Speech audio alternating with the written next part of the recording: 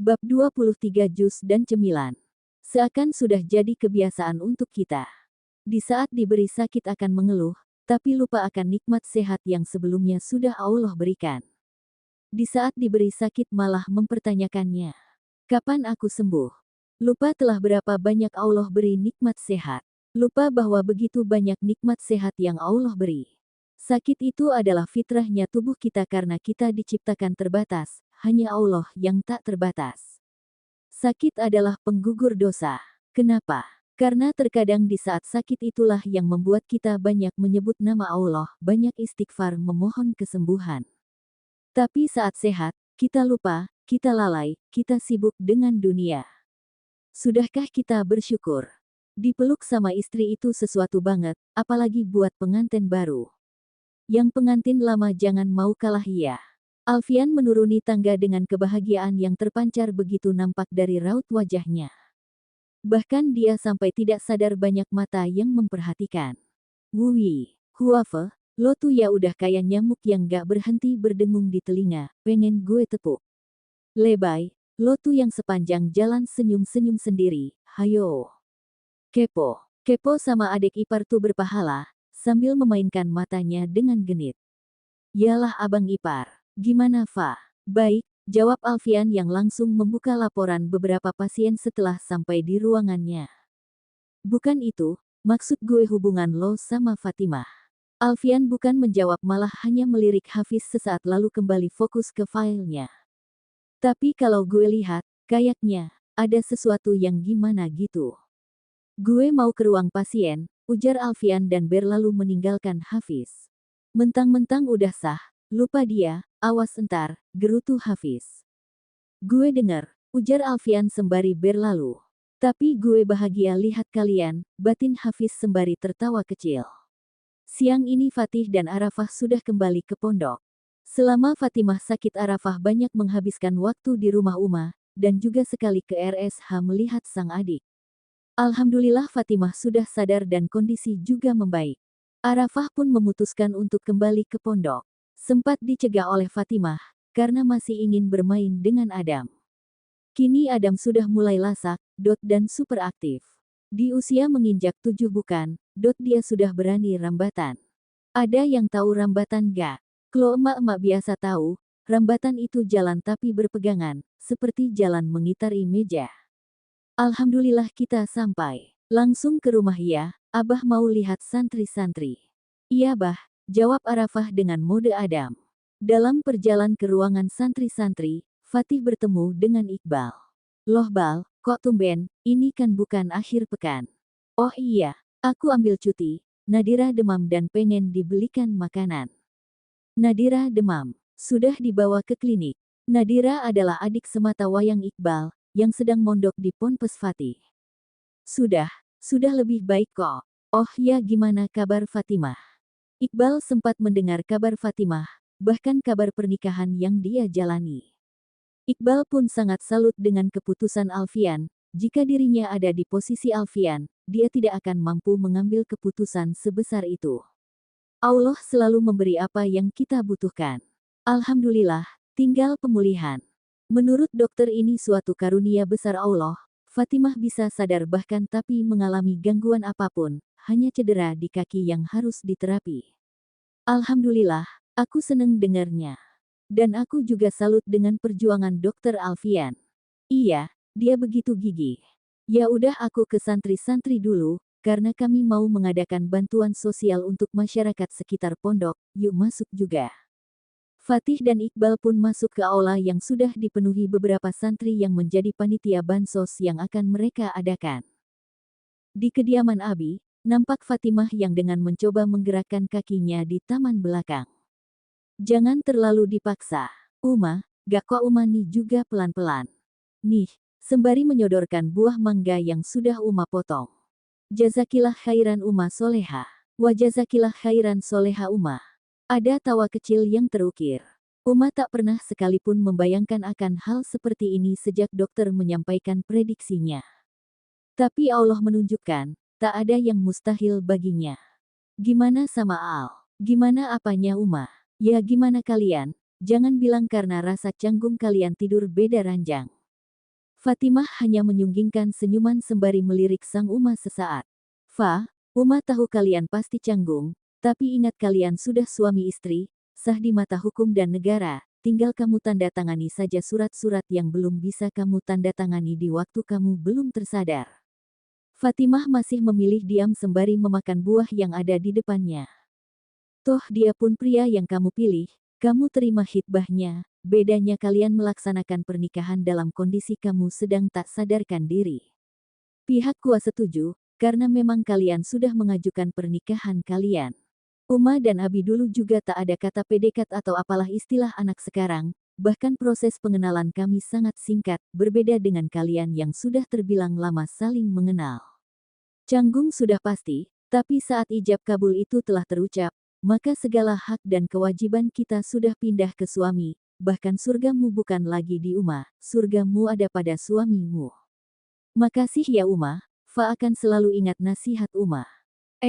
Awalnya memang sangat canggung, Kak Al juga akan tidur di sofa. Fa, terus kamu biarin. Uma dengar dulu dong. Iya nih Uma dengerin.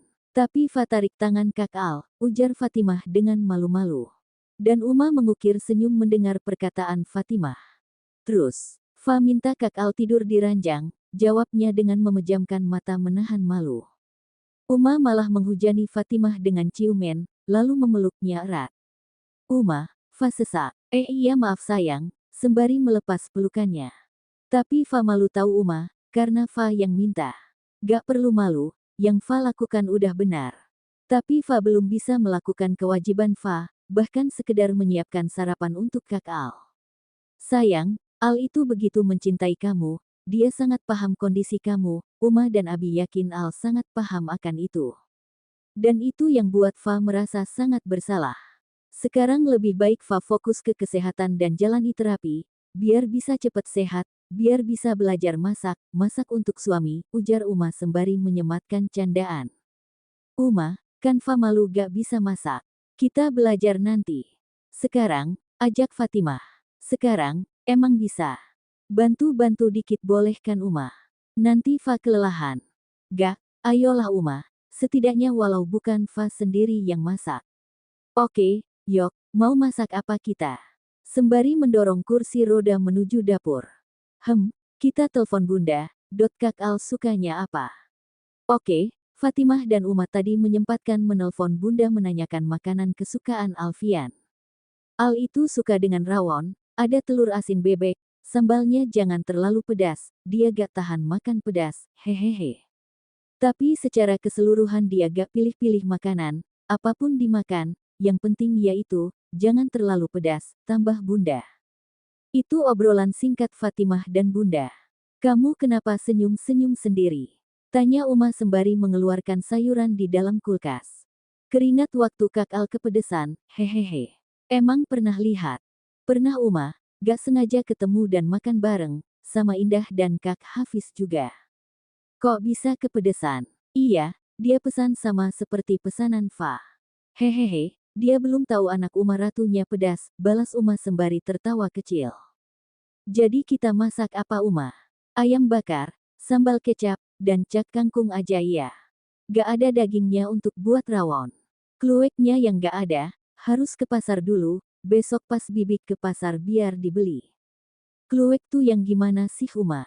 Dia tun seperti buah bercangkang, cangkangnya keras banget, isi berwarna hitam, itulah yang adalah bumbu yang sama sekali gak bisa ketinggalan dalam memasak rawon. Kalau gak ada bukan rawon namanya, tapi sop, hehehe. Fatimah berusaha semampu yang ia bisa untuk membantu Uma. Sudah jam 5 sore, Fatimah dan Uma sedang berbincang santai di ruang tengah. Assalamualaikum, salam Alfian dan Abi bersamaan. Waalaikumsalam, balas Uma dan Fatimah. Seperti rutinitas biasa istri menyambut suami pulang kerja, mencium tangan suami dan menyambutnya dengan senyuman termanisnya. Itulah pemandangan yang saat ini sedang terjadi. Dua pasang suami istri.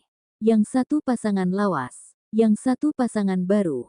Abi dan Alvin menuju kamar masing-masing untuk membersihkan diri. Fatimah menyusul Alfian ke kamar, Uma yang mengantar, dengan membawa satu gelas jus dan cemilan yang baru dibuatnya bersama Uma. Lebih tepatnya Uma yang buat. Fatimah melihat alias nonton Uma memproses camilannya. Hehehe, ceklek. Fatimah membuka pintu kamarnya. Jus dan camilan ada di atas pahanya. Alfian baru keluar dari kamar mandi hanya memakai boxer dan handuk yang diselempangkan di leher. Spontan membuat Fatimah memalingkan wajahnya. Astagfirullah, kakak Al kenapa gak langsung pakai baju sih? Omel Fatimah karena kaget tanpa melihat yang sedang dia omelin. Alfian bukan minta maaf, dia malah terkekeh melihat tingkah sang istri. Tak ada sahutan, Alfian langsung menuju lemari dan mengenakan baju koas dan celana training. Tuh dokter mau olahraga kali ya? Fatimah masih dengan posisi memalingkan wajahnya, dan Alfian berjalan mendekati Fatimah.